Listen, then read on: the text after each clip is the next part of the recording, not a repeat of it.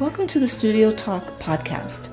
I'm Xiomara Sosa, your co-host. Every week, we speak to our community members to teach them about mental health through education and awareness, and our hope is to inspire them through social change advocacy. We also interview community members and other mental health professionals, clinicians, healers, students, and wellness professionals. Our style is storytelling. Everyone has a mental health story to tell. The information shared in this podcast is not a substitute for seeking help from a licensed mental health professional and is not a substitute for psychological diagnosis or treatment. It's purely educational and purely social change advocacy. If you find yourself in any sort of mental health emergency or distress, please dial 911 or go to your nearest emergency room. Welcome everyone to the X Podcast, Real Conversations about Mental Health. This is episode number 43, and today's topic is the digital age and mental health. I am your host, Xiomara Sosa, the creator and executive producer of this podcast. Our mission is to teach our community listeners about mental health through education and to inspire them through social change advocacy. So as a social scientist and social change advocate, I strive to have real conversations about all things related to mental health here on this podcast. And I always say, right, J-Rock? That's right. Yeah. Okay, so I'm a clinical mental health counselor, a national board certified counselor, a licensed professional counselor, and a clinical supervisor here in South Carolina. So as a multicultural, holistic, and integrative mental health therapist, I specialize in women's mental health. My mental health specialties, however, are anxiety disorders, depressive disorders, gender dysphoria, and trauma and stressor-related disorders, which is basically your PTSD, CPTSD, things like that. I own and am the clinical director of Somerville Women's Mental Health Services, which is my private practice here in the Low Country of South Carolina, USA. I'm also the founder and executive director of my nonprofit organization called the X Studio, a mental health cooperative. It's a place for provisionally licensed, newly fully licensed, and independent licensed mental health clinicians to start or to level up their journey as mental health clinicians, especially if they're trying to be private practice people, which is the gold standard that we love. So today I'm here with my co-host J-Rock, and he's going to take it over and introduce himself now. All right. Well, hey everyone. I am J-Rock, basically the audio guy, and also your regular Joe out here, just learning and unlearning certain behaviors. But yeah, I've been doing professional radio for 20 years, just big audiophile, and again, I'm all about self-improvement, self-growth, and, just learning to get better as a human. And, being on this podcast, I'm learning new things every time we're on, and also unlearning some unhealthy things that I've, may have done. But, I'm open, definitely mine works better when it's open. So I'm always willing to learn. That's why I'm glad to be a part of it. Yeah. Well, okay, let's get into it. So today we're going to talk about really the digital era in which we live in, and how it's just become this monster that there is just no going back. Like there's really no going back. Yeah. So now that we can see the good, the bad, and the ugly, the indifferent about it, especially social scientists, we're sitting back and we're watching all the good that has come from it, but really all the really not so good things that have come from it. And so we're going to kind of touch on that a little bit, and we're not judging people, but we're kind of judging what it does to people and why we feel, why some of this stuff is good, why some of it isn't good, and then just have our opinions about it, because, we have our opinions about it. Right. But the science is the science, and it kind of, you can't argue that, the science. So we're going to talk about my favorite part of the whole digital age, and that is the addiction that people have to screens. Yes. Yeah. Very much. So we all know how I feel about that. I do. I really, don't get me wrong, because I guess part of the thing is, we were just talking about people trying to be influencers, right? Mm-hmm. And I'm so grateful that that's not something I ever have to do or depend on in any kind of way for a living. Yeah. I'm glad it's just not my thing. Mm-hmm. I do know that there are plenty of people out there that love it and are great at it and deserve everything that they have from it. Mm-hmm. But I also think that there are people who really have no choice and are trying to kind of get with it, and it's just not working, and it makes me feel some kind of way about them. Like I feel like I wish you had some, I would do anything to encourage them or help them or support them to kind of try to find something to fall back on for just in case, because we don't know with all this stuff going on right now. Mm-hmm. with the, what are they called? The tech bros and everything else. I Yeah, just don't even know what to say about it. Yeah, it's a lot. It's Yeah. yeah. It's something. So I'm coming from a position of privilege. I am not a social media influencer. I have never wanted to be a social media influencer. I have no desire to be a social media influencer. However, I am a social change advocate, and I do a lot of what I do online, mostly for awareness, education, change, and things like that, but not for the influence, like the personal influence, so I can now have money and like all of that kind of. So I don't even know what that world, the kind of pressure or anything that world goes under. But Yeah. so I'm prefacing that because we're talking about addiction to screens, right? So it's like people who have to use the digital age to work. Yeah. How can they not get addicted? Right. Right? Yeah. To screens, and how can they not morph into, like, where do you separate Yeah. who you are, your real life, and the reels that you're putting out, and the people following you, are they really following you? Do they really know you? No, not really. Right. Your fans, but then they kind of act like they have a real, like, it's just all very bizarre to me. Yeah. And okay, so let's talk about the addiction to screens, right? All right, so digital technology really has become an essential part of many of our lives. That's true. I agree. They affect how we work, learn, and how we socialize, really. So most people in the United States, they interact. How do they interact? Most people, what do you see? You know, just facing, looking down and just sending, little messages here and there. That's really it. That's it. Yeah. The smartphone. The smartphone, which is basically everything in one, right? Everything. Like, I love that little coffee. I love that little meme that I've seen. Have you ever seen it where they show the meme from 1970 or something, or 80s, and then you have like the little phone on the side on your desk and your Rolodex, and you have the camera. Oh, yeah. And they show you everything separate. Yeah. And then they show you 2020 whatever, and it's your phone, because all of it. Everything is in the phone. That's it. Yeah. So, I mean, it is what it is. So anyway, it's how we work, it's how we learn, it's how we socialize, and, just how it's affecting us. We've had that conversation before. Right. So in the United States, smartphones, tablets, computers, smartwatches. I've never had one of those. That, I think, is a little bit much. Do you have one of those? No, I don't. I'm not a big jewelry, even if it's smart, like with the watch, because they have things with watches. They have like rings. Yeah. Where it's like, they could track like your heart rate and stuff like that. I'm good on that.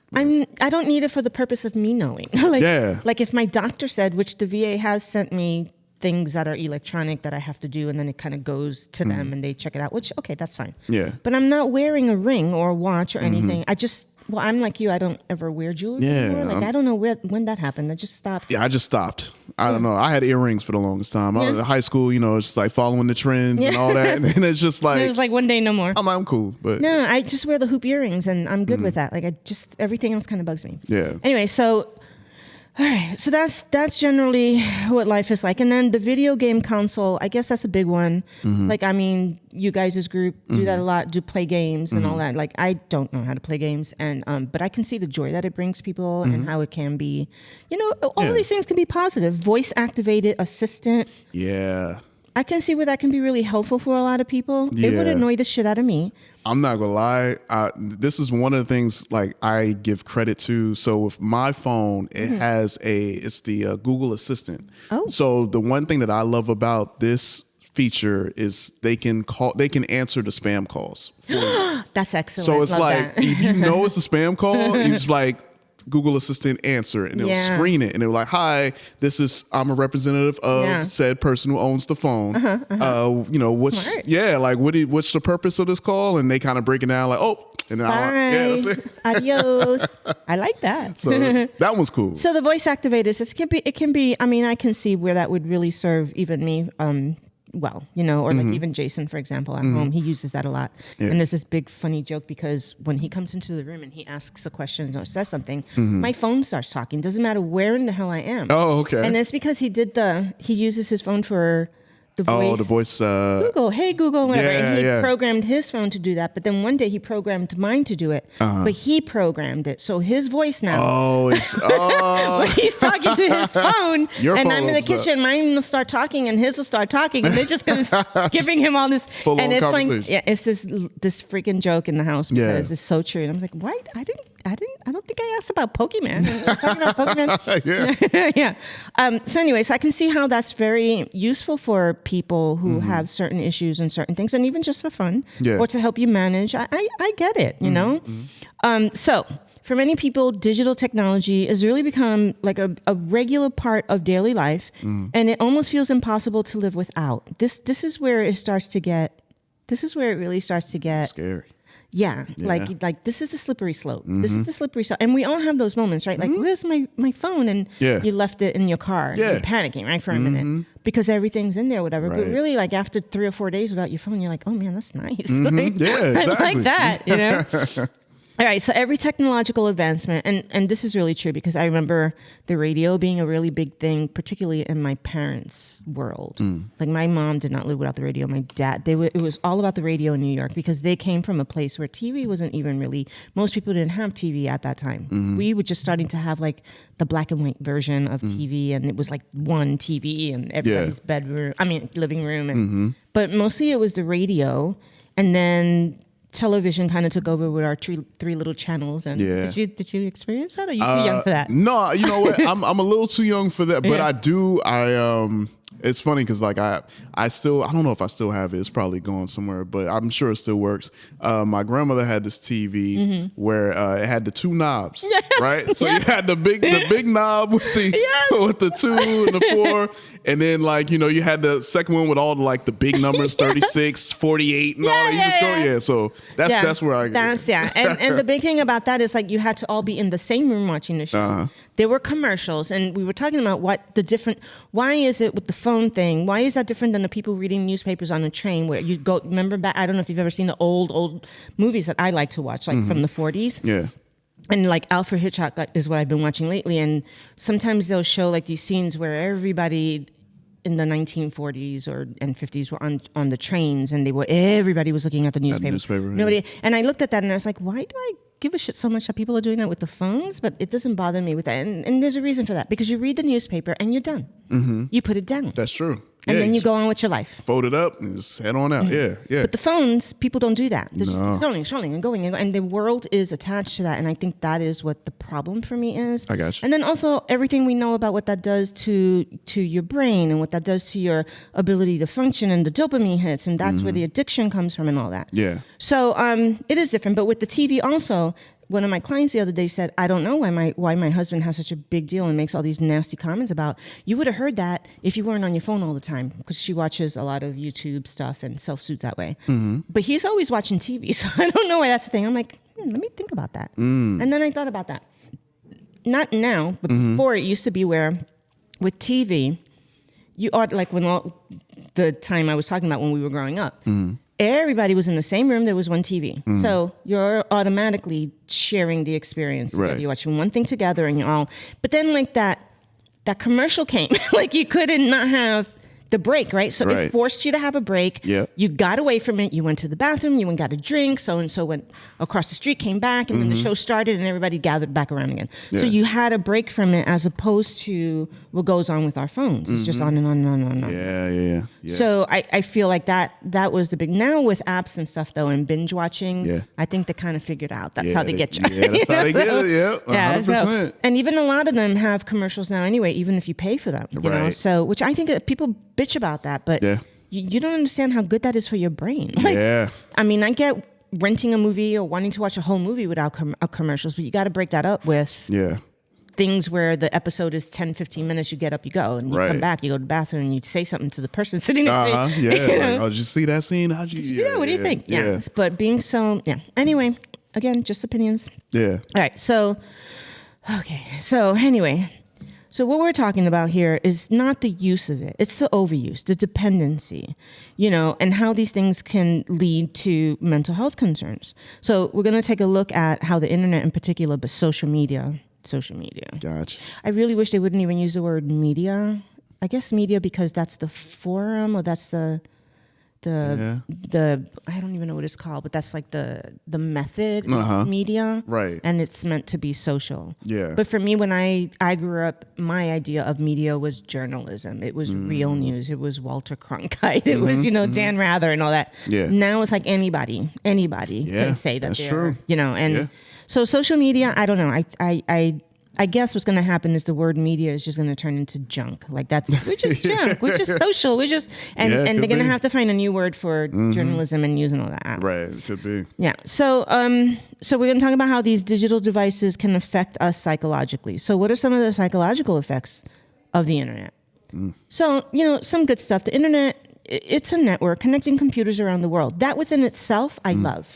I think that's amazing that I can get online and watch something, because I'm a big multicultural person. I'm a big culture person, and anything that has anything to do with peoples and their culture and their food and their ways and their psychology and everything. Traditions just really lights me up. So I love getting on there and seeing the different points of views, the different ways people look. Like anytime I get a chance to see Aboriginal people in their natural and habitat, really, really embracing who they are, I love it. And that's just like a personal joy for me. I wouldn't get that if this didn't exist, right? Yeah. So that's a good thing. But it allows people to communicate and share information with anyone who has an internet connection, right?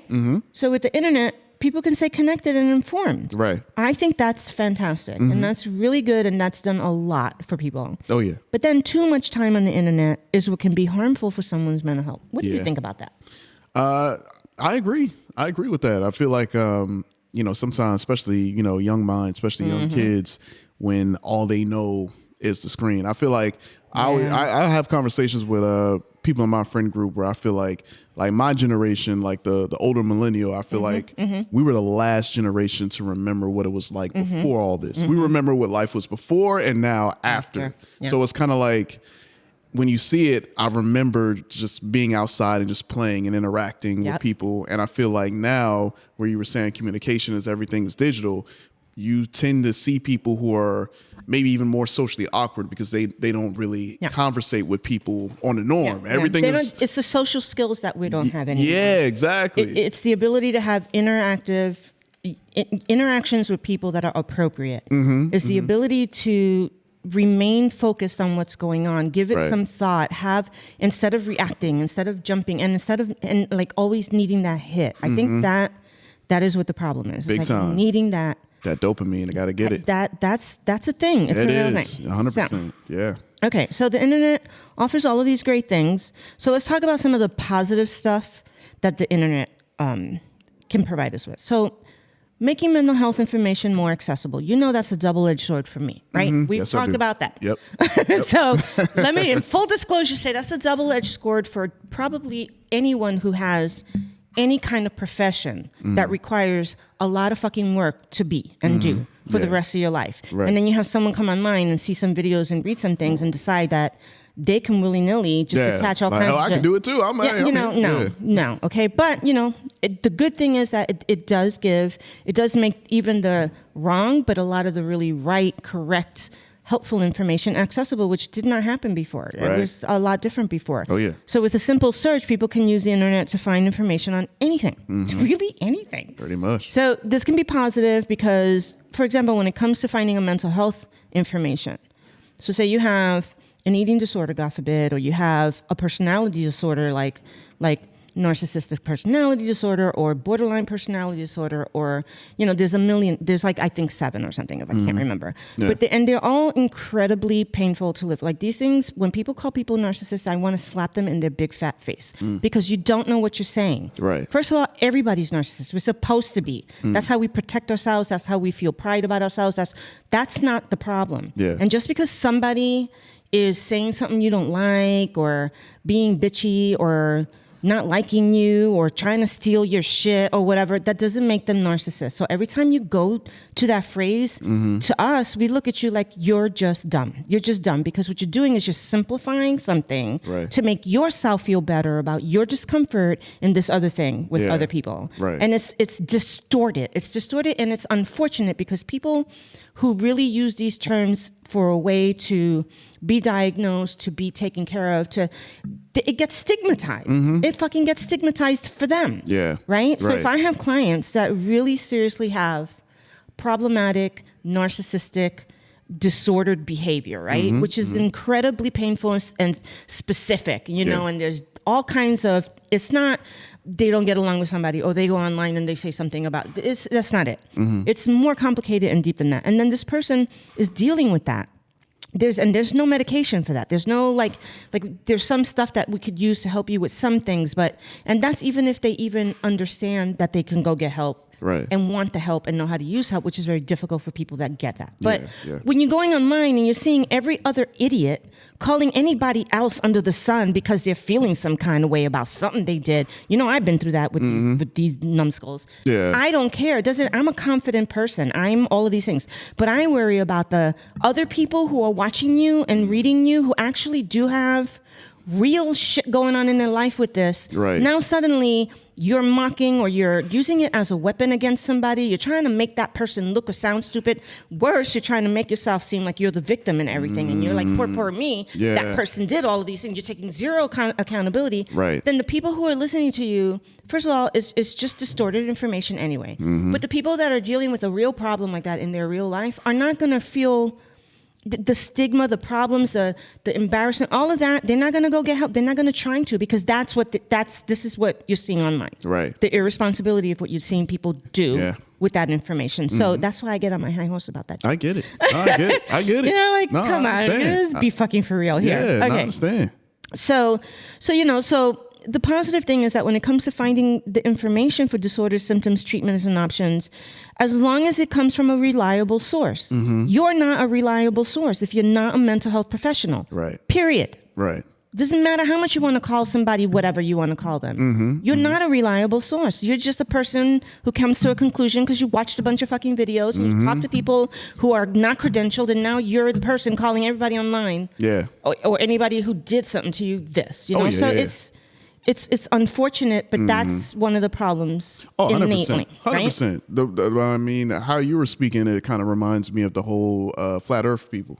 Yes. Same way. You have scientists that are like, are y'all serious right now? Like, I'm a scientist. You're going to watch some people on YouTube and say, oh, okay, they're really lying and this and this. It's like, I went to school. Y'all don't understand. Say it's your opinion. Say I watched this video. Right. And so I'm wondering if this is what's going on with this person, but you're not even credentialed. Like, shut up. Exactly. No, 100%. And if it was the case and that was happening to you, being on the internet talking about the person isn't it. Yeah, right. Like, that's really not it. If this is really going on with you and you really think this is what's going on and somebody really has this thing that you suddenly know, go to a fucking therapist and talk to them about what you think is going on realistically and work it out over there. Yeah. But don't be online, because when you're trying to do this, you're hurting all these people around you that you don't even know you're hurting around you. You know, that you don't even know. Because you're not hurting me when you're calling me names. But it's pissing me off because it upsets me, because I have clients that have to put up with people like that. Yeah. And it's just like more the same. No. But you know, what you can control, you can, and what you can't, you can't. There you go. So reliable sources, that's the big thing. And what's a reliable source? We already went through that. We know what that is. And it's certainly not somebody watching a bunch of videos, taking a workshop somewhere, or having a bunch of people in their lives that have done them wrong. Yeah. And then now you know what that, no. All right. So helping people find local therapists. I think this is great. The internet makes it really easy to find a therapist near you. It connects you for a session. Online directories from reliable sources just make it super easy for people to get started with therapy, especially, you know, if they've never been to a professional mental health healthcare person before. Like, that's scary. Yeah. It's scary. Or it's not, even if it isn't scary, it's just heavy when you're going through something special. I mean, something heavy. And complicated and it's getting you down. Just going through the process of finding somebody. Yeah. No, that could be tough. It's tough. So the internet makes that a little bit easier. You know, so that's good. Connecting people online with support groups. I think that's fantastic. Like, I think, for example, there are people who have crippling anxiety, or they have invisible illnesses like fibromyalgia, neuropathy and stuff, and they're always in pain and whatever. So they can't really just be going out to go find a support group. Right. They can find it online, or they can do it online. And, as long as it's reputable, is run by the right person, and you're finding the right people, and you're getting something good out of it, that's a really good thing. Yeah. Providing free and low-cost mental health apps. This one can be kind of tricky, right? Because just like the mental health platforms like BetterHelp, stay away from them. They've gotten better now. They have gotten better. I'll give them kudos. But they started out tech bros, in the middle of a pandemic. And we see a need. And then they did not have the appropriate mental health people helping them put it together. They did not understand this. They just had a platform, and they just put any old willy-nilly person who was had a license that you didn't even know. A lot of them didn't. It was just a mess, and it hurt a lot of people. The confidentiality stuff wasn't taken care of. Yeah. There was just a lot of protocol that didn't go into that was messy for everybody involved. And plus, they were treating the therapist like they were taking all the money, and then they gave the therapist $20 or something when that's not what we make, and then the clients paid $20 or something, and then they were like hoarding the rest, and it just turned into this mess. Yeah. They've gotten better now. They've gotten a lot better now. So from them, all these other platforms have come, and I'm on 2 right now that I vet it and I feel very, very confident with. But a lot of them I'm very iffy. Like BetterHelp seeks me out and is trying to recruit me so bad, and every time I'm like, no. Yeah. And it's not because I don't doubt that they're doing a good job now. It's because even though you did that now, I still have a bad taste in my mouth about the fact that this got started up with a bunch of tech bros that don't know anything about mental health, but they're gonna, they're gonna whatever it is that they got out of it. Gotcha. All right, so that happened, but now everything's a lot easier, a lot better. People can actually go online. I'll tell you, the ones that I recommend to my clients the most are the ones that the VA has that I use, because anybody can really use them. You can go on the va.gov website. You can look for their mental health apps, and you can find everything for depression, CBT, PTSD, all of it, for insomnia, for so many things, to life coaches to help you get into a healthy habit of living. But the reason that I recommend the ones that they've gotten is because, first of all, I've tried them all, and they're all incredibly well done by the appropriate people, putting the right information on their it's just the creme of la creme of all of the mental health apps that they have. And so, and you don't have to be a vet to use it. You just go on there, download it, and use it. But it was kind of catered to us because of everything. But it's excellent. Just excellent. Yeah. But I can't say that about all the mental health apps. So you have to be very careful what you're using. Just make sure you do your research. But for those people, who can't afford therapy, who can use mental health apps, I think that, it can help you. It can help you in the crunch, right? Deal with something that you need to deal with. But me, I always say, that's nice, but please go see somebody anyway. Even if it's just for 2, 3, 4, 5 sessions, just go and be honest and talk to them. Yeah. But all of these things are grateful too. Also, some of the apps offer great resources, great videos, guided meditation. I use that a lot with these apps. And then artificial intelligence is a new one now that everybody was a little iffy and funky about, everybody in my field. But when they have the right people behind it, people who are very ethical mental health professional type people and scientists, they really do work very well, and they're very safe to use in the best possible way that it could be right now, I mean, it is being monitored, it is being guarded, so it's safe in that sense. But anyway, okay, so now we're going to talk about the negative effects of the internet. All right, here we go. So there are many ways that the internet can pose a risk for someone's mental health. Really, there are things that I probably won't even, it'll just go on and on that we'll learn about. So some of the negative aspects of the internet include overconsumption of news, which, what do I say that is? It's not really news. Right. It's not really news. It is meant to keep you charged up. It is meant to keep you on alert. It is meant to keep you coming back for more. It is supposed to be more shocking than the time before. It is supposed to. These people on these networks, especially right now with the new administration and the way everybody's all in bed with everybody, there is no other reason why they're on there. Right. That is their goal. It is not so that you can make an informed decision based on pragmatic information in an unbiased way. That is not what these places are. I don't even know why they're calling themselves a news. I don't even know why. But they are, okay? The problem with it is that it's so beyond the 24-hour cycle of what cable news used to be. Now it's not just 24 hours, but it's like 50 of them all at the same time coming at me. Yep. Over and over and over. Yeah. It's overconsumption. It is not normal. It is not normal. That is not normal. So the internet can be filled with anxiety-provoking news that can be hard to avoid. So too much of this news consumption really causes stress, anxiety. It's disproportionate to your ability to affect and control the world events anyway. Yeah. Right? Yeah. So all of your energy, all of your you end up with a dysregulated nervous system. You end up grumpy, just to make it real simple. Oh, yeah. Or you end up worried that the world is on fire. So what is the point? And so if you already have a predisposition, or you're already struggling with depression on any level, or anxiety on any level, just because life, right? Right. Yeah. Then this kind of nonsense is just not. Listen, it's not normal. I don't know how else to say Oh it. yeah, I'm with you. 100%. Overconsumption of news. Do not do it. Don't do it. It is not really news. It's not journalism anymore. No. Yeah. No. Find yourself what I did and what J Rock probably does. I'm telling you, I have very respectable, independent, real credentialed journalists that I follow, and I still guard myself with it, because even though they're telling you stuff in the way that it's appropriate and fair and all that, it's still a lot sometimes, and you need to sort of gauge had to how step much back. you can take in, because it's For like sure. trauma dumping. No.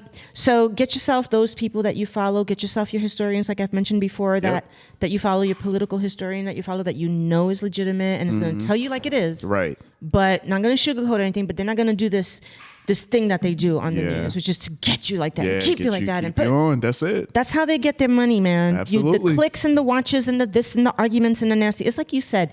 You said it, and my counselor said it a few sessions ago. I said, "What is the stupidity with these people doing?" Somebody did something online that upset one of my nieces, and I kept telling my niece, "Will you stop?" That's the purpose of it. Is That's for the whole them. point, yeah. They're trying to self-soothe, and then they're also trying to get whoever they're talking to get right. Yep. Stop, right? Stop, because all that, and so I was talking to my therapist about that, and he's like, what it is like people live in this their world is now a reality show. So everything that they're doing on Facebook is like reality show behavior. Yep.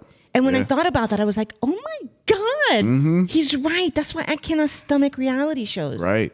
Because that behavior is like It's just so over the top, so just so like ridiculous. yeah, so crazy. Yeah. Like, are you gonna go into your neighbor's living room and say that shit that you just posted on Facebook? Like, are you even in my Right. living room posting this shit? Like, you're not Nope. picking up the phone telling me At anything. all. At you're all. not directly telling me anything. So what are you Yep. doing? You're being a reality person, a reality show person. So Yeah. when he said that, and then somebody else just said that the other day. I forget. I was like, that's exactly it. That's exactly what it is that Yeah. I feel. It's like if you get wrapped up in that and then you Yeah. start behaving like that, Yeah. Yep. you need to, you need to Kinda do some is- self-care yeah, there. Absolutely. You know? Absolutely. Yeah. All right. And then here's my favorite: the temptation to self-diagnose and diagnose others. I'm just going to let that sit in the air for a minute. I'm such a troublemaker. Oh. So learning more about mental health online can be beneficial. We've already said that.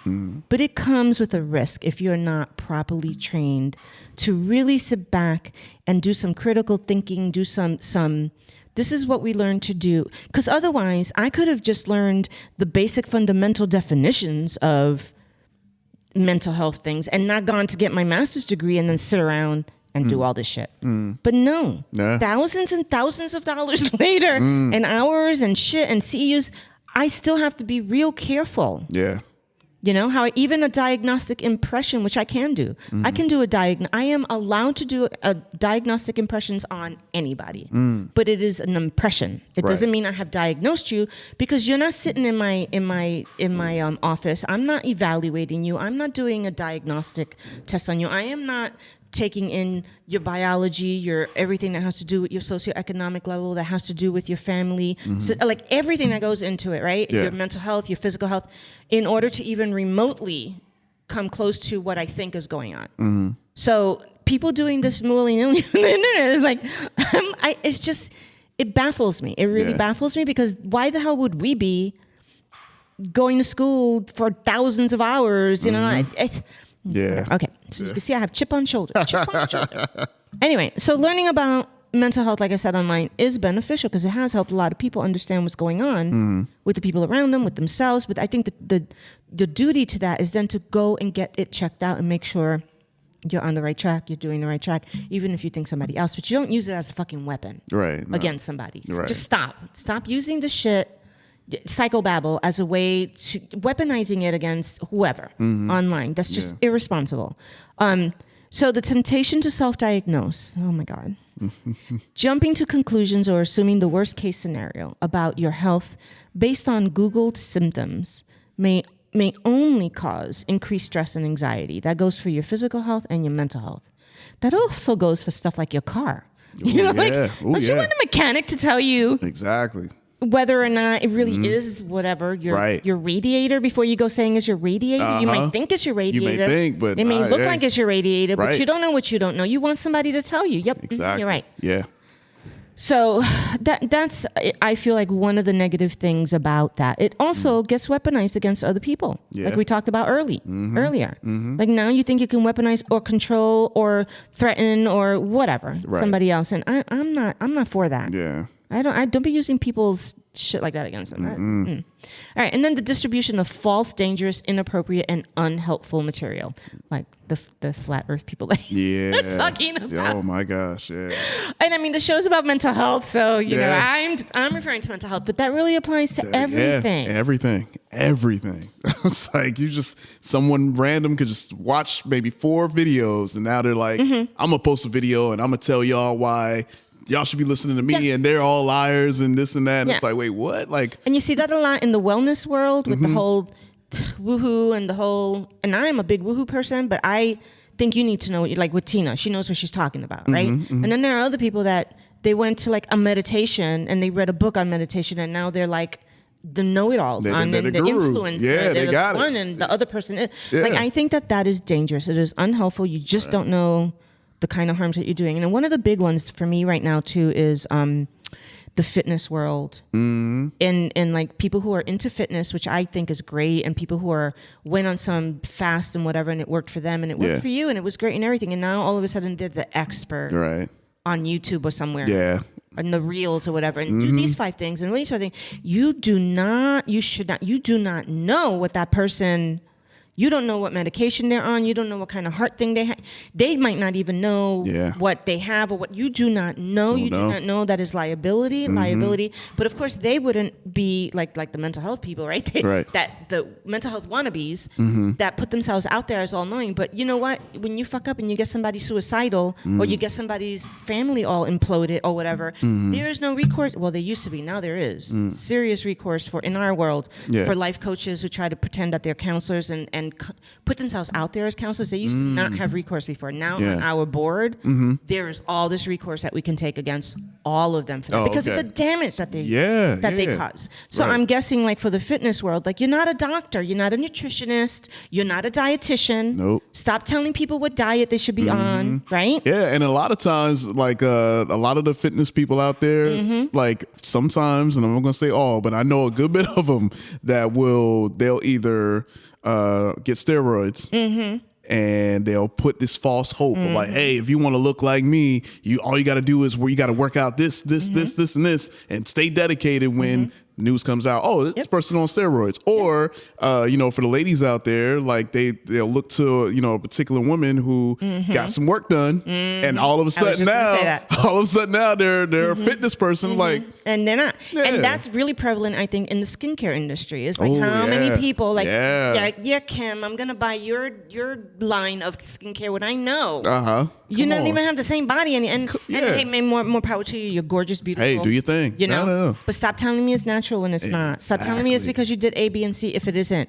Or maybe you did do all of those things, but then there's also, your little lip and face lip injection and all that. Stop telling all me of your that. Skincare and only your skincare, because like, it's not. Come on, that's what I have the problem with, because then we're the ones that see the people coming into our field now broken and confused and upset and all kinds of distortions going on in their brain because they think it's them that's broken, and it's not. It's like this unrealistic. It's just unrealistic. It's not attainable, and it's not even real. Right.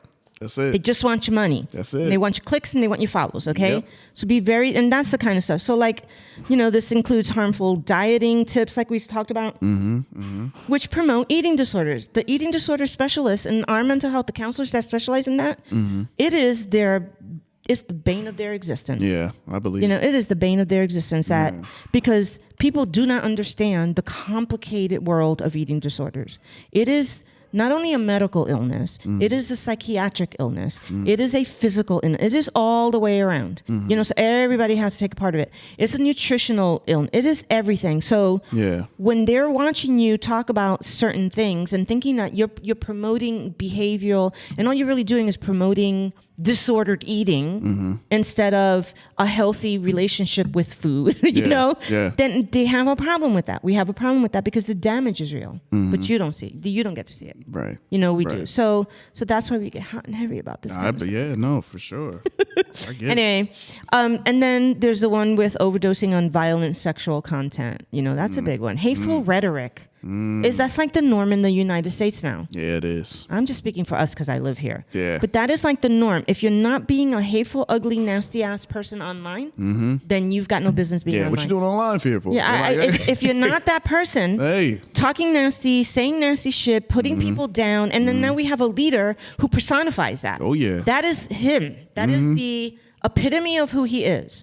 If you can't say everything ugly about everything under the planet, everybody who doesn't look like him, talk like him, and he gets the right to do it. So if we're watching him do it, how do I explain to a 12-year-old, you don't get to do that to the lady over there. You don't get to do that. Right. Be like, wait a second, but he can. he let all the prisoners He did go. all of that. Like, what are you talking? What do you mean I can't storm the school? Those people stormed the Capitol and they're so now it's like it's the norm. Like you're supposed to align yourself with that. Yeah. And I'm not here for that. Anyway, so that's going on online. That's part of that is what we worry about with people's mental health when it comes to the digital world, because it's dangerous. It's not.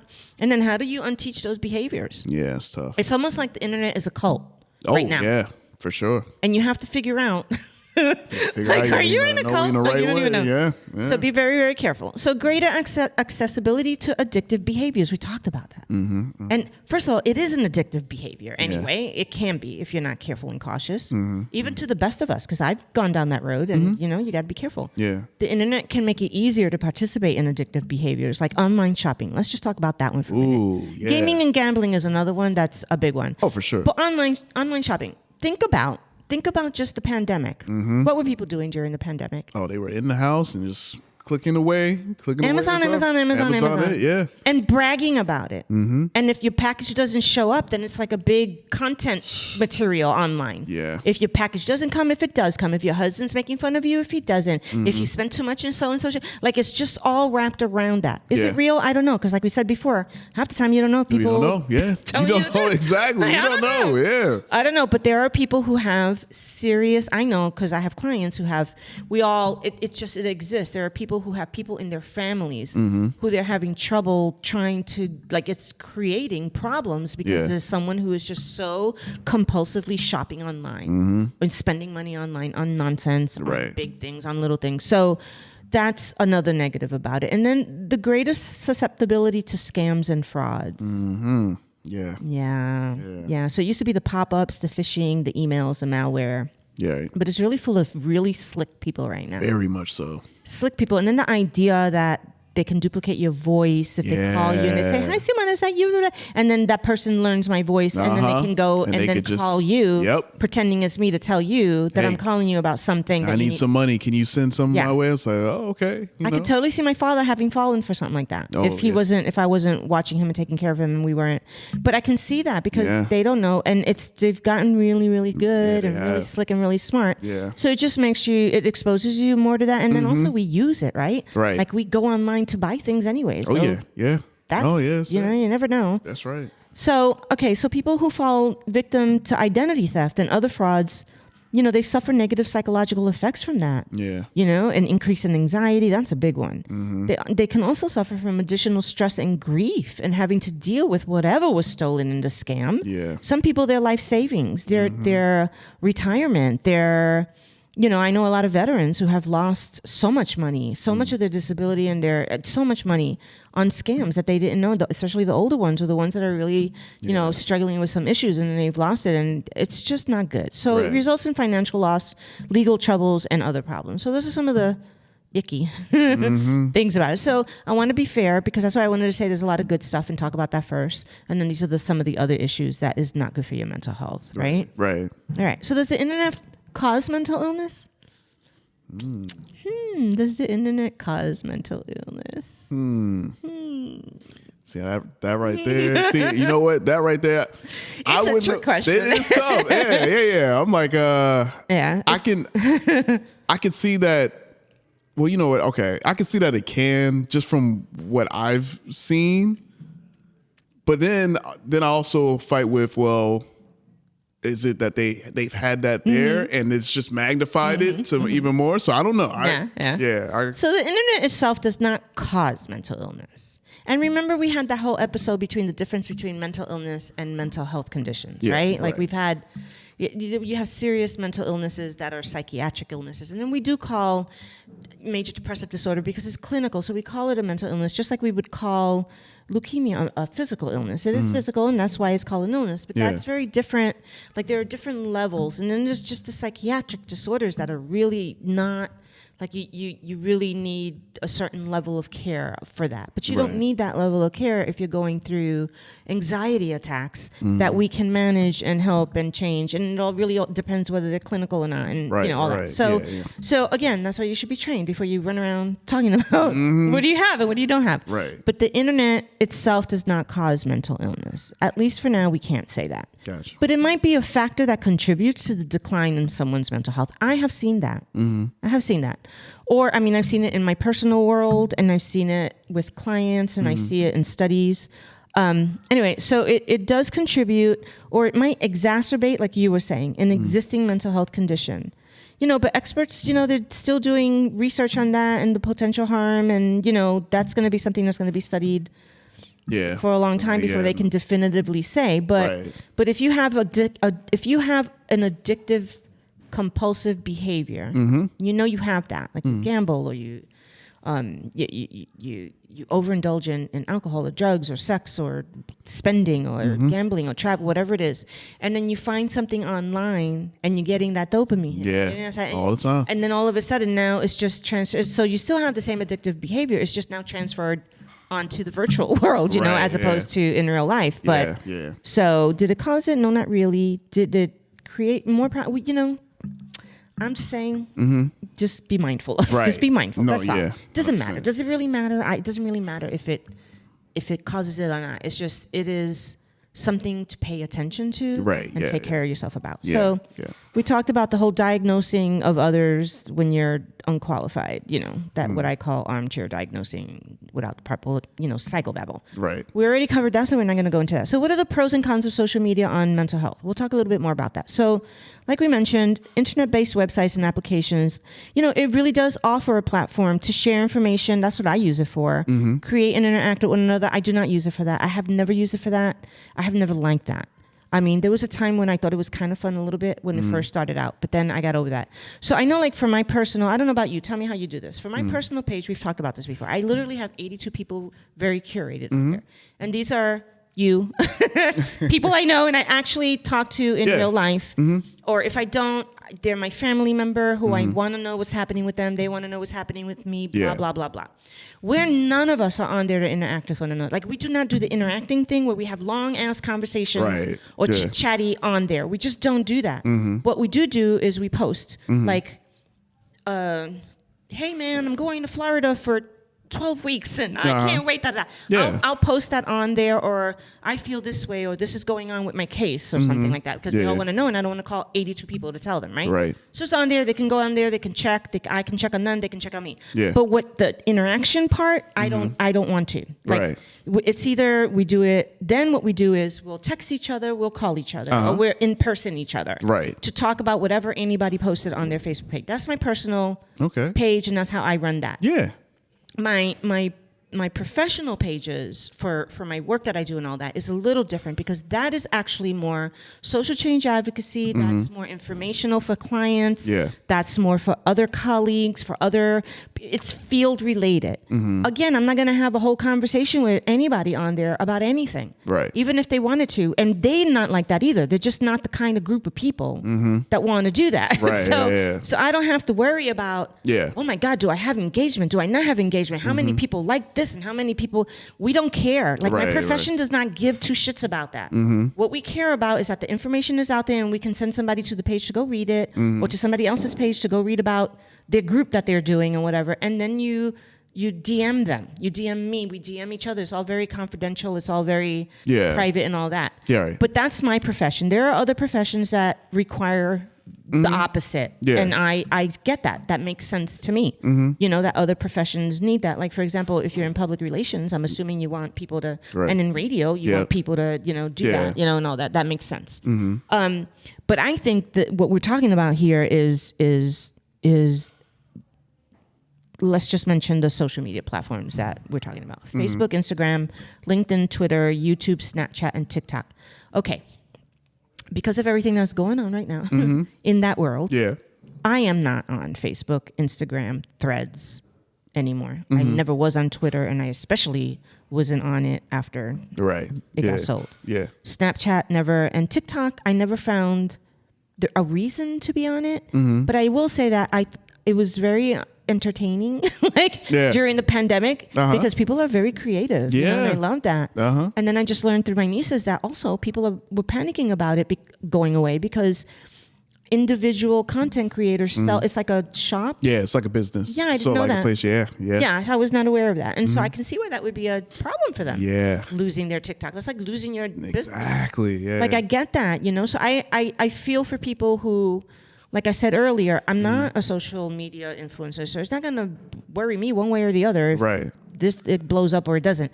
But I do understand, like, my clients and stuff like that. Like, maybe for them that it's important to be able to see what I'm doing and what I'm reading and all that. Yeah. And for other people who have different businesses. But Facebook, very toxic right now. Twitter, we don't even. I mean, we already. And is it even Twitter? It's X now. Yeah. I hate to say that because Yeah. No. But anyway, I don't. Unless you want to go be toxic and ugly. Okay. Instagram, I used to love visual, very much about all. But now it's almost like a Facebook. It's like it's turned into Facebook. Yeah. Threads I was loving for a while, but then I'm just mad at what's his face. So I don't want you to have anything to do with me right now. Yeah. Love YouTube. I love YouTube. I recommend YouTube to my clients. But you got to be careful, right? Because it used to be, once upon a time, it was, and now there's enough of the good on there. Oh yeah. It's enough of the good on there, and I don't think it's toxic for you unless you go looking for it. Unless you go looking for it, that's it. Unless you go looking for those people.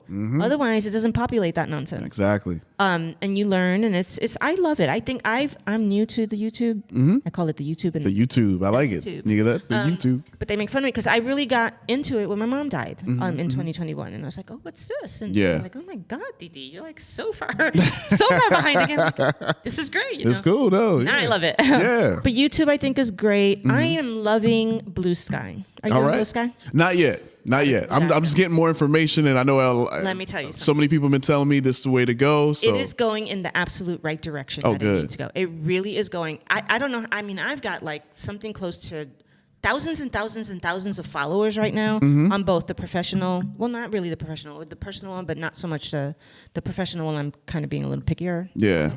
But what I like about it is that, first of all, the way that it's set up is great. They have the right people funding, and like they have Mark Cuban. I don't know if you know who Mark Cuban is. Yep. He's NBA owner. Yeah, he's all about them. Shark Tank. Them. Yeah. He's on there trying to help them and all that. So now they got their video set up on there, which is really nice. It's starting to take off. Yeah. And they're about to do like their Instagram version. I heard about that. Flash or something like that. That's going to be nice. Yeah. The TikTok-y kind of thing. And but what I love about it is that, first of all, it's not toxic. The people that are on there, the way that it's not just like you block a person as being that. It's like you report and then you block, or I forget what the thing is, but what it ends up doing is it not only goes away for me, it goes away for everybody. Oh, so if you're on there, yeah, and I say I post something on transgender clients deserve respect, blah, blah, blah, blah, blah. I did that on Facebook the other day, right? And what do I get? Some random asshole who's been a friend of mine on Facebook for a gazillion years. I don't know him. He don't know me. We don't talk. He's just on there, whatever. And I said something that had to do with science. But basically, the post was much more about, it really doesn't matter whether the science is there or not, whether history is there or not. These people exist. I am here to support them. I am here to give them the services that they require, and they are safe and whatever with me, like most of us were doing. Yeah. And instead of just either walking away if you didn't like it, or reading it and saying, what's she talking about? Science, blah, blah, blah.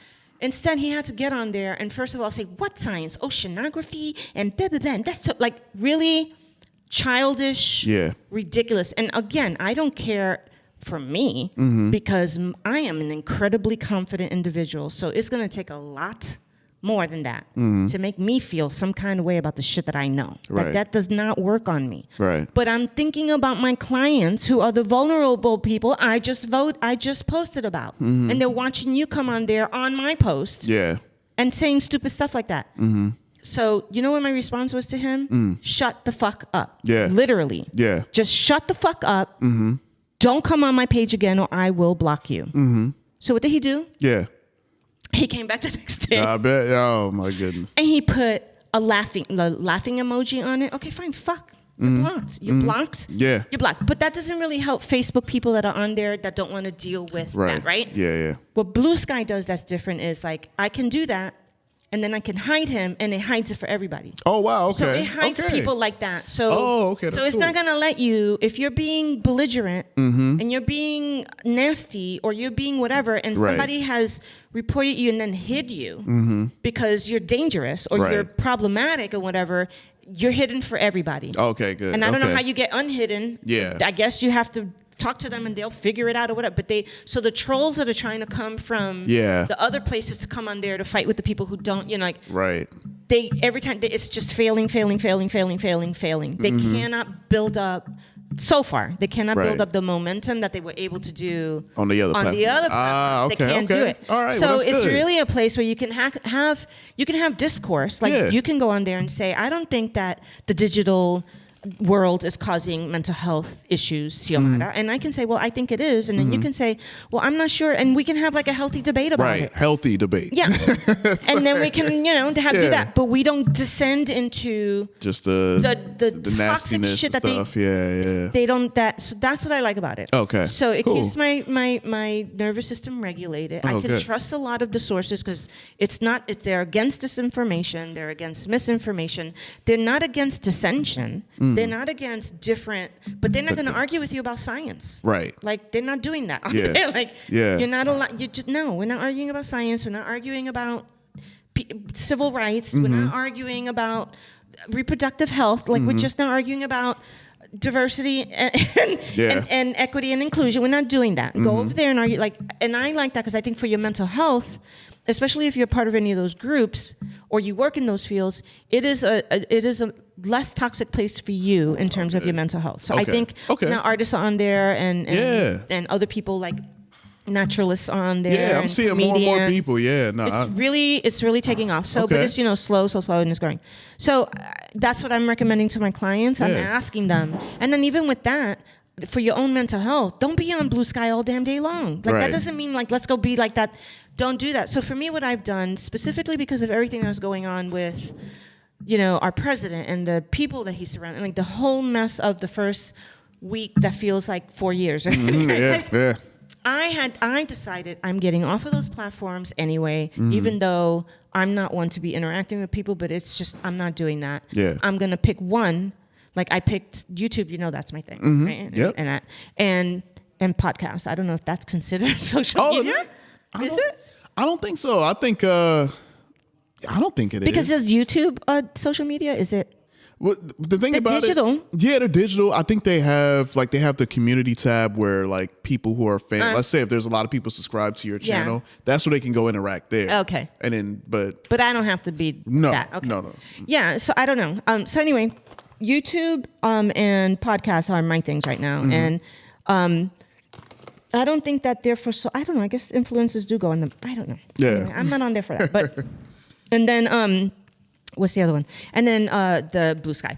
So what I say to my clients right now, especially right now, because they are the community they are the ones that are being, even the veterans. I mean, look what we just went through. Yeah. Like literally, I just made my appointment and she's like, are you going to come in? I'm like, no, I'm not going in there and looking at this man's face on that wall, and he's never served a day in his country. And then he's telling all the LGBT, DEI people need to be taken down. And they were taken down off the walls. Like the walls of fame of heroes that are LGBTI or Latino or anything other than whatever he thinks is worthy. Yeah. And then he's up there. So I'm like, I'm not going in there. It'll trigger me. I'll be pissed the fuck off. And I'm not doing it. So if I can do it online, I'm going to do it. And she's like, that's so strange for you because you don't. I'm like, I know, but unless I have to come in, I'm not coming in. Right. No, yeah. I get it. So I'm doing that with online stuff too. Okay. So I'm telling my clients, listen, I as much as I love the platforms that I'm talking about, I don't get on there first thing in the morning. I don't look on there. I don't care. I don't want to know.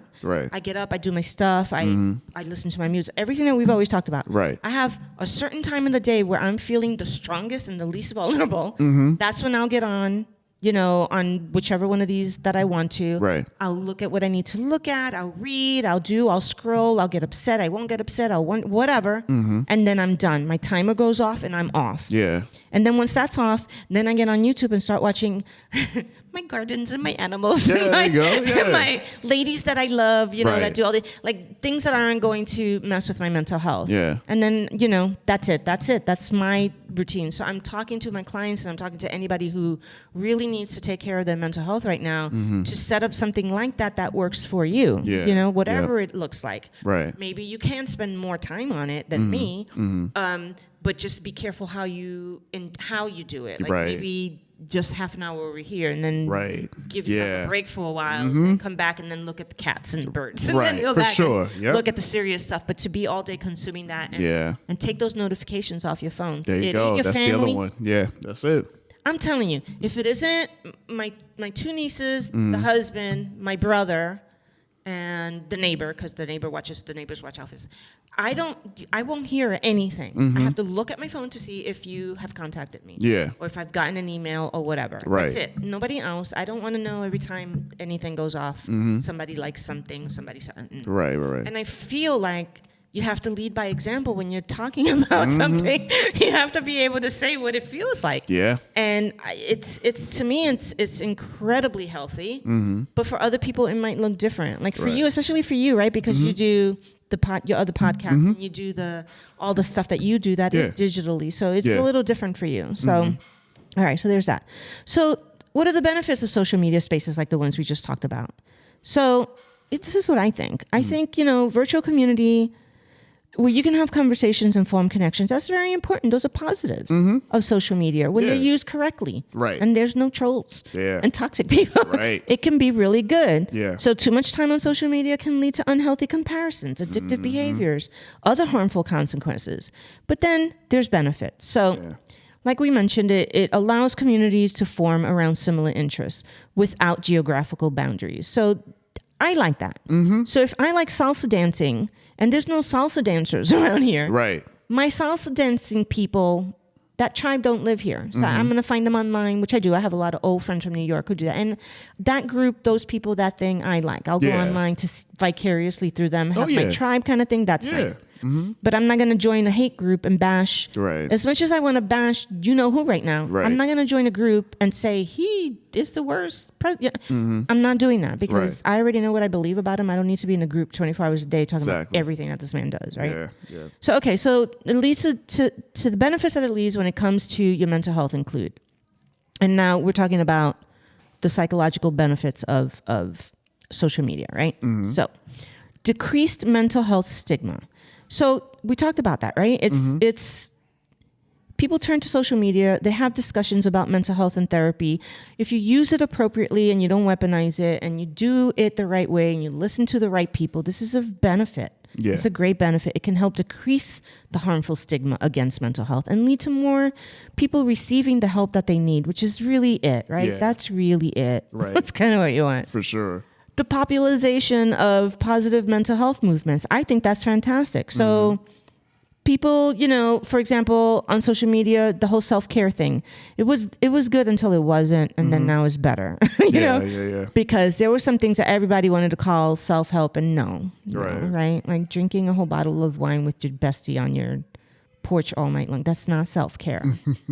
Right. That's nice and it's good and it's fun and it's pampering and it's this, but that's not what we're talking about. Self-care comes from inside and it's free. Right. I keep telling people that it doesn't require a thing. It requires a thing you do. That's right. That doesn't cost money. So like body positivity is a good one. Like that really with Lizzo and all that. Like I think that really is a good thing for people struggling with being perceived as being too big or too fat or too short or not enough boobs and that whole thing. Like when you get a group of people who are kind of trying to break that way of thinking and just accept yourself for how you are, that's a really good thing. So I feel that kind of content, that kind of influence can help a person's mental health. Right. It really can. 100%. And creating communities of support. So it offers a resource for people who are struggling with mental health disorders, like we said before, to find support. So individuals who are diagnosed later in life, like this little list says ADHD or autism. Autism is a big one because it's a big spectrum, right? So you can be anywhere on that spectrum. Right. Be completely functional and completely not functional. But you can find people who understand that, who live in that world, who get what that's like and get to, like, it can be a great source of support in that way. Yeah. So that's a good thing about social media. Connecting with family and friends, that's a thing for me. That's my point. For like my personal one is like, even if you're my friend or my family, but I don't like you, you don't like me, then why would I want you hanging out on my Facebook page? Exactly. Yeah. Don't we not like each other? Exactly. So why are you here? Are we friends? Like, what's going on? Like, you shouldn't even have, Like, let me fix that right now. Let me go and unfriend you. I mean, now I have it set as public because there's nothing I put on there that I care. Right. If anybody ever sees. I'm not posting about personal stuff that I don't want anybody to know about, but I'm going to post about the snow in my backyard and I don't care who sees that kind of thing, Yeah. And also if it is something that maybe could be private, maybe couldn't, and it's on there, it's really supposed to be for the people that are my friends and not for you to come snoopy. Right. You know, and snooping around just because it's not private. I mean, it doesn't matter. Yeah. You're snoopy. Yeah, for sure. Like you can't talk about it. It's snoopy. But I think that for my friends that this applies. And for a lot of people, I think they've lost sight of that. Like friends and family, they're important support systems, whether they're here, they're there, they're in your life or not. If they're the ones you literally care about, it doesn't matter if you don't talk to them. They're there and it feels like you have your little group. Yeah. So, it allows people to stay connected. In my case, my Puerto Rican family, my Dominican family, who's scattered all over the place. It really helps everybody kind of have a central place to see what's going on with who. Right. What's going on with your loved ones and all of that. So I think that that's a good thing. So how does social media harm us?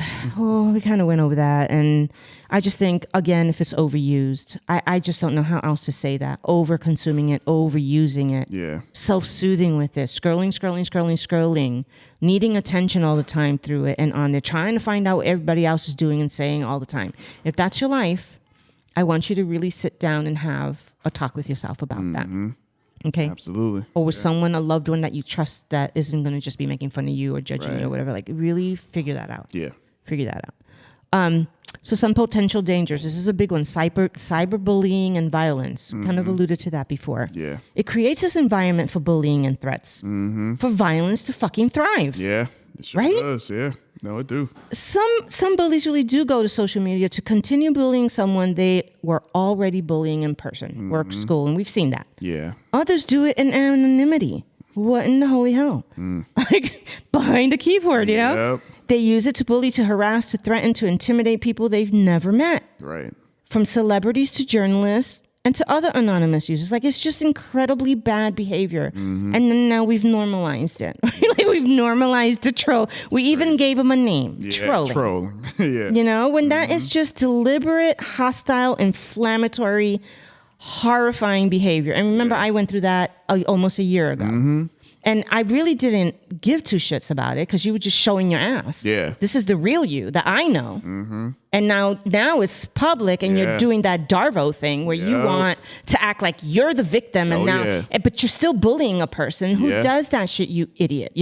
So, okay, you outed yourself in that and whatever. But It didn't. It was problematic when it started to affect my clients who are Right. They are innocent, vulnerable people. Fuck you. Now I'm gonna get your ass because that is absolutely a no-no. Right. Don't do that, and don't leave my family alone. Don't go where my family is and you're not wanted there. Like those are the two things as clear as day. Right. Don't do those two things. Yep. Have all the opinions you want about me, but don't be tagging me. Exactly.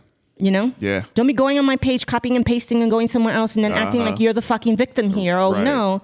Because you're going to get in trouble just like you did. And shut that shit down real fast. Very quick. You know, fuck around and find out, like That's they a say. You fact. know? Yeah. Like, Oh, yeah. it's incredible. But anyway, if it can happen to little tiny me that means nothing in the speck of the reality of this world, then that means it happens to everybody. That's right. It can happen to everybody. So this is not a good thing about social media. It makes people believe that somehow it's safe to behave in a way that they wouldn't do in person. Exactly. They wouldn't do that shit in person. They wouldn't You're do not it. going to be Nah, parking your ass they in ain't front of gonna my do that. house Nope. doing that, but you want to do it online, right? So yeah, it's just something about it. So the performative aspect to trolling, right? It's the person engaging in behaviors in hopes to be seen, to be praised, others who may share similar interests and values, you know, and that kind of stuff. People who troll really try to implement a lot of manipulative behavior, like gaslighting. Gaslighting is different than lying. So you're lying on me, you say a lie about me, okay, fine. Gaslighting is lying on me and then wanting me to believe that my reality isn't true, only yours is. Right. That's the guy. You're making me feel like I'm crazy. Like you want me to believe that I'm the one that's crazy when really Right. no. And that's the difference between gaslighting and lighting. So people who attempt to engage with them in honest sincerity are going to lose. You're going to lose. That's why I do not engage, and I tell everybody that. Right. Do I not tell everybody that? Yeah, all the Didn't I time. tell my nieces I do not All the engage? Do time. not engage. I told all my clients I do not engage. Don't engage with these people. That's what they Right. want. You That's what cannot they engage. want. And now you got to do that with the president of the United Yeah. States and all his people. Do that. Don't engage, don't engage, don't engage. In some instances of bullying online, it escalates to threats and violence. That kind of happened to me. You had somebody respond to that post with a, do you want me to kill her shit? Like, that's funny. That's not fucking funny. I don't know what kind of crazy people. Exactly. You don't know. You don't even know the people who you're talking to. You At don't even know the all. people you're talking to online. That's a You fact. really think that they're going to fucking care about me and my family and my disabled guy that lives. They might show up at my house and do some crazy shit. It's not like you can't Google me and find. Now the cops are involved. Yep. Now they're fucking involved. And did you want that? No, but they're involved. Yep. So don't do that to people. Don't, because you might not be the one instigating violence, but it's going to come from the gonna come. crazies that are Oh, following yeah. you. Yep. And it did. You know, so don't do that. People do not do that. Doxing, that's the intentional act of releasing someone else's private information, like happened to that cruise guy with the "Your Body, My Choice" Yeah, crap. yeah. They doxed him. No, I don't know. I have my opinion about that. Be careful. You gotta be careful. Careful, you know, Careful. because it Yeah. works both ways. Yeah. But at the end of the day, you know, like intentionally releasing somebody's private information on the internet can put people in danger, you know? And again, back to the me thing. It's like, what is wrong with you? Like, are you fucking kidding me? How old are you? Right. You know? Yep. And isn't this what police say don't do? What the hell? Yeah. Because it endangers, it unintentionally endangers other people too. Right. You know what I'm saying? So it's unfortunate, you know, the reality that social media can provide a space for malicious acts, you know, people who will coordinate acts of violence in the world too. That's scary. Yeah. The comparison and perfectionism stuff, you know, it creates this incentive for people to post versions of, this is all stuff that's not good for your mental health, people, okay? All of this stuff I'm talking about right now. Yep. It creates this thing for you to post versions of life. I see this is a lot, that are polished, that are positive, that are perfect. It makes post pictures and videos and live streams feel authentic when it's just a teeny tiny reel of your life. Like your whole entire, that does not exist. It's not real. Okay? People who are posting perfect everythings all the time, it's not real. I'm not saying it shouldn't be entertainment and it shouldn't be part of your influencer world. That's fine. But the people who are consuming your content really need to know that that's not real life. Right. Okay, that's you being a social media person, and you know, and kind of say so, like say so, Yeah. so they know that. You know, that's not authentic. Live streams that feel authentic actually have more in common with reality TV than real life. Yeah. You know, it's very scripted, very, you know. Yeah. You know, a lot of it is performative. You know, it doesn't really stop people from feeling the pressure to conform their lives to what they're watching on these curated highlights and reels. So be very, very careful with that when you're online consuming other people's stuff. Right. Like, be realistic. The culture of comparison and perfectionism on social media can have devastating effects on mental health. For sure. Seeing edited images of bodies that enforce unrealistic beauty standards really does cause people to develop eating disorders, self-harm habits, just panic and anxiety about not being good enough, never being loved and all that. And, you know, and you're preying on that if you're making money off of it. Yep. With your clicks and your this and your sponsorship and all that kind of stuff. Yeah. Some people may experience increased stress over the fear of missing out, you know, because they need to perform in a certain version of somebody else's life. No. Okay. Mood manipulation. This is the one that I talk about with over consuming and constantly scrolling. On social media, it's really easy to fall victim to that algorithm stuff that we were talking about before. So it intentionally manipulates the users, their moods in a lot of ways. Some purposely want to stoke anger. That's what's going on with the presidency right now and all his people. They're purposely doing that. Stop being shocked. That is the playbook. A little playbook. That's every it. Sociologist, every social scientist will tell you the point of that is to exhaust you, to make you think that you can't you can't help it, you can't fix it, you can't change it. Yes, you can. Maybe you can't. Right. So take care of you. Yeah. But there are people out there that can support them, and then you take breaks, and you do what you can on a local level, like I do. That's what I do on a local level. You know what I can help and who I can help. Okay. So it purposely strokes that anger. It intentionally causes people to feel a low self-esteem so that they can sell you shit. If you want to fix that deficiency, here's the beauty cream. Here's the whatever the hell it is. It's always something. You know, so be careful. The algorithms on social media platforms really feed users a steady stream of bad news that may lead to increased feelings of anxiety and depression. And that is what we feel. That is what we worry about. You know, and they don't care about you. They're not telling you because they care about you. They're telling you because it gets them click and attention, and it gets us fighting, and it keeps them rich. So that's it. It's all tempting to turn to social media to manipulate your own emotions. I know a lot of people do that, and when I was grieving my parents, I did that too. You know, I did. Some people instinctively grab their phone when they're feeling lonely or stressed, or you know, others numb uncomfortable feelings by endlessly consuming the content, contributing to dissociation and depression. And you can see them; they're completely dissociated from you. Yeah, for sure. They're totally dissociated from you. Yeah. So be really, really careful with that. That's you trying to manipulate whatever you're feeling and thinking and uncomfortable and working through. That's what that go-to is. Yeah. So pay attention to that. Disinformation. One of the biggest disadvantages of social media is that most of these platforms really allow disinformation, which is very different than misinformation. Misinformation is, oops, God, I misinformed you because I thought this was correct. Disinformation is I'm purposely misleading you with this information, being one-sided so that I can get a particular algorithm going, clicks, baits, my art. Like it's self-serving. It's not about you. So disinformation on a variety of subjects can run rampant. This can be harmful and dangerous when it comes to mental health. When social media influencers spread misinformation, whether it's accidentally or intentionally or otherwise mislead their followers, it can prevent people from getting the mental health care that they really need. I have an issue with you when you're doing that. Don't do that. All right. So then we're just going to put the rest of this in the show notes because we could just go on and on and on about this.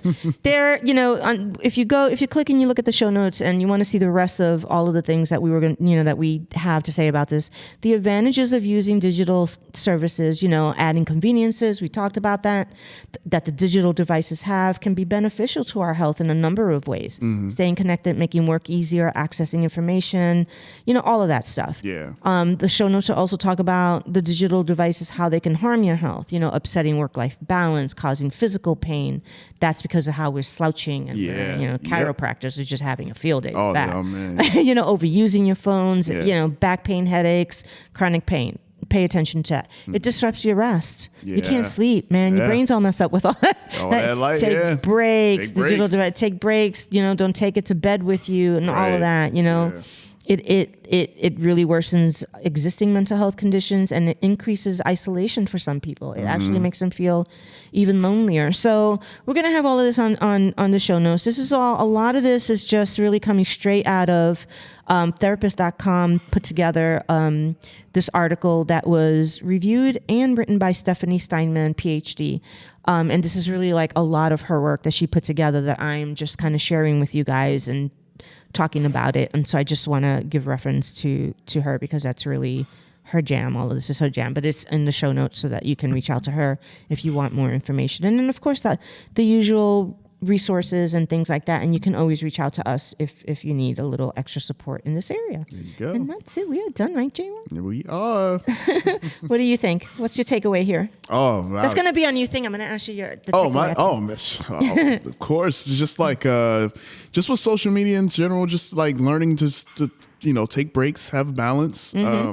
I'm typically not on it as much, but because I work in radio, I have to have a presence there. Yeah. So it's kind of like it's there, but yeah, it's kind of like I don't know. I just feel like the way I see society is going, I'm just like less and like. That's why with Blue Sky, I've heard people tell me, and it's like because at first I was like, oh man, another app, like another, like okay, you got to kind of convince me a little bit because all these other platforms are so like a lot of them so toxic that I'm like, all right, I'm kind of just whatever. Yeah, and I'm very critical of social media apps and all that. Believe me, in my house, I am like the downer when it comes to that stuff. And it's not because I hate it. It's just that I see the mental health implications, the behavioral health implications. I see the way people behave on there. Yeah. It's just nonsense. It's just so much of it. And then I think what really turned me off to it was when the first ever president decided that he wanted to govern our entire world on Twitter. Like, I will never get over that. I will never get over, oh my God, are we seriously being governed on the internet through tweets? Like, tweets, what in the holy hell? And then also, am I really hearing this person attack and trash people like this on Twitter? I think that was my turning point.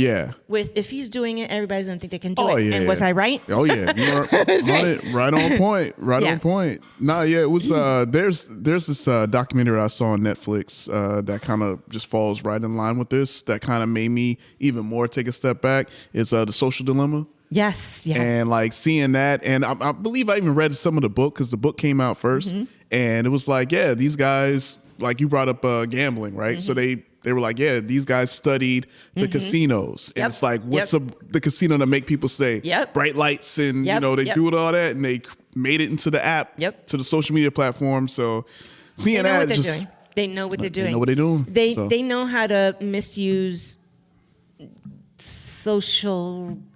They know how to misuse the stuff that any social scientist has spent years studying to do good with. Right. And they know how to take that and work it in the way that's going to be what they want it to be. Because at the end of the day, they want money. That's it. And look at what they are. They're bazillionaires. Billionaires loving it, So there's that. And I think that at the end of the day, you find the one that works. It can be Pinterest. I really don't care. Just find one that isn't filled with negative nonsense. Find one that's just neutral and pleasant, and serves you in a positive way and doesn't get you all charged up and doesn't keep you. And also, you don't need to be on social. Like, we just don't need that nonsense. Like, there's gardening, there's shopping, there's watching your shows, there's hanging out with your dog, there's everything.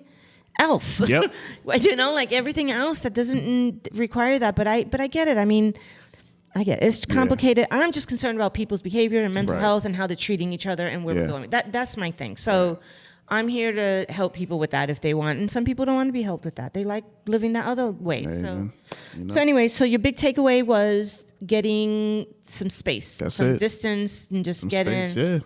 Blue Sky, check it out. I mean, get yourself your little. What do they call it? Oh yeah.